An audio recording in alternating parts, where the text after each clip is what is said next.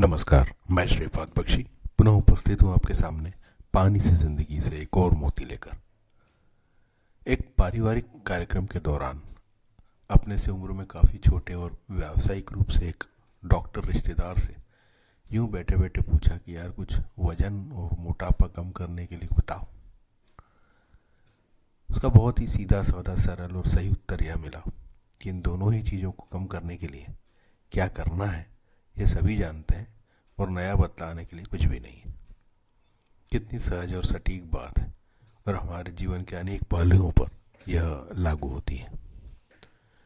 हम सभी जानते हैं कि स्वस्थ रहना है तो नियमित व्यायाम और नियमित व संयमित खान पान का क्या महत्व है। हम सभी जानते हैं कि जीवन में लगन, मेहनत और अनुशासन का क्या महत्व है। धूम्रपान व नशा करने वाला जानता है कि वो जो कर रहा है वो ठीक नहीं है।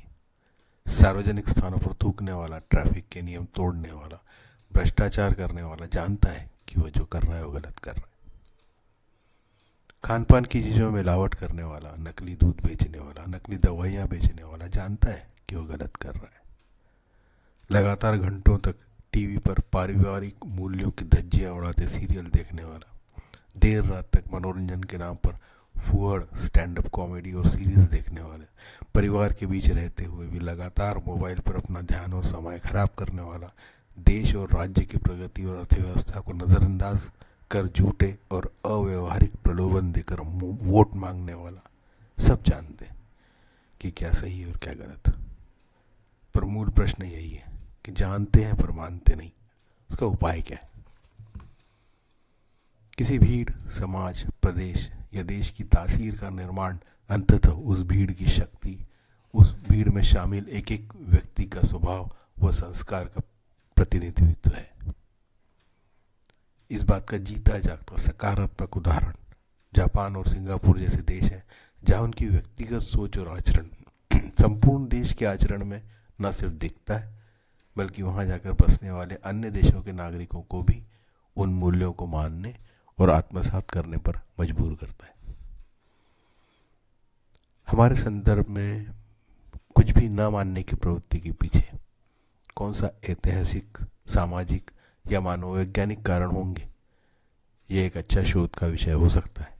परंतु जो कुछ कारण सिर्फ थोड़ा चिंतन करने पर सामने आते हैं, उनमें व्यक्तिगत जीवन में अनुशासन का कोई विशेष महत्व ना होना, जिसके कारण कुछ नहीं होता, चलता है, कुछ फर्क नहीं पड़ता और देर से आने पर इंडियन स्टैंडर्ड टाइम जैसे जुमले इस अनुशासन को नकारने के लिए बने हैं।